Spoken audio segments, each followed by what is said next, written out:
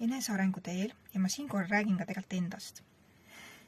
Enesearengu teel me oleme mõnikord väga-väga tublid õpilased. Mõnikord oleme me liiga tublid õpilased. Et me ei otsusta enam ise mitte midagi.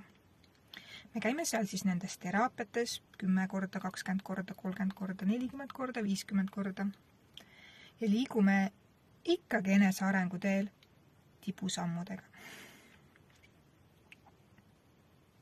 Ja pikas plaanis, kui me vaatame aasta aega tagasi, me saame aru, et jah, meie sees on midagi muutunud, aga väljast on elu ikka meil samasugune. Ma toon ühe näite. Näiteks, kui ma ei ole julge, ja siinkohal ma räägin täiega endast ka. Ehk siis, kui minul on näiteks julgusega probleem, siis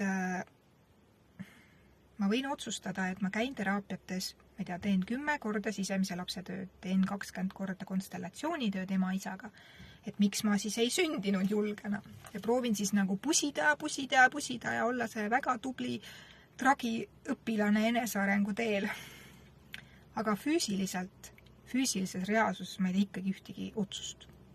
Ehk siis ma korrastan siin sees, justkui pingutan ja punnitan ja annan parima ja lahendan kõik viimse detailina ära. Aga füüsilises reaalsuses ma tegelikult ei tee ühtegi otsust. Ja näiteks, kui minul on teema julgusega,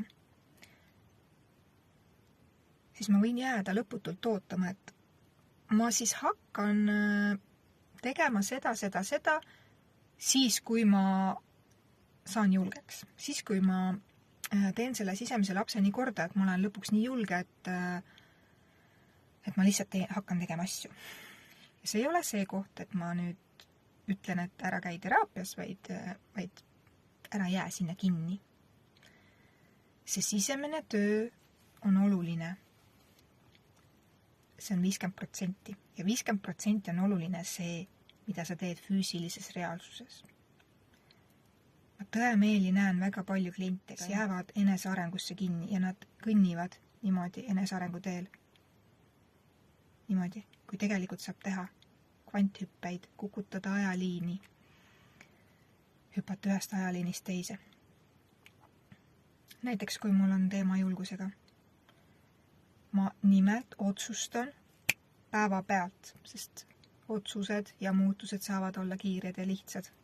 Ma otsustan päeva pealt, et ma näiteks lähen kuskile enesearengu festivalile täiesti üksinda.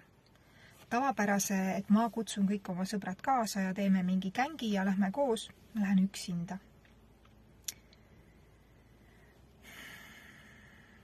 Ma ei ole kunagi võib-olla üksinda reede õhtul linna pealt chillinud. Ma panen selle kõige ägedama, ilusama, seksikama kleidi selga, mida ma kindlasti tahaks kanda ainult siis, kui ma olen sõbrannadega koos, sest siis ma tunnen mugavalt. Ja ma panen ikkagi selle selga ja ma lähen ikkagi üksinda.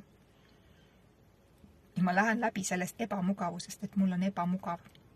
Ja ma teen midagi julget, vaatamata sellele, et ma ei julge.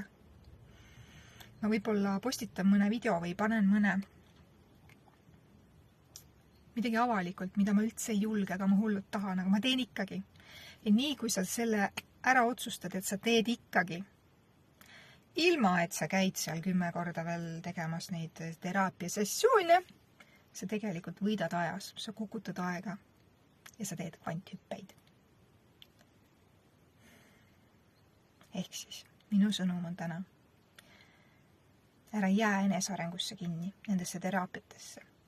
Sa saad päeva pealt otsustada, hakata tegema asju täpselt, põhimõtteliselt risti vastupidi ja teha selliseid kvanthüppeid, mida võib-olla isegi teraapias ei ole võimalik teha. Sest sa lihtsalt otsustad.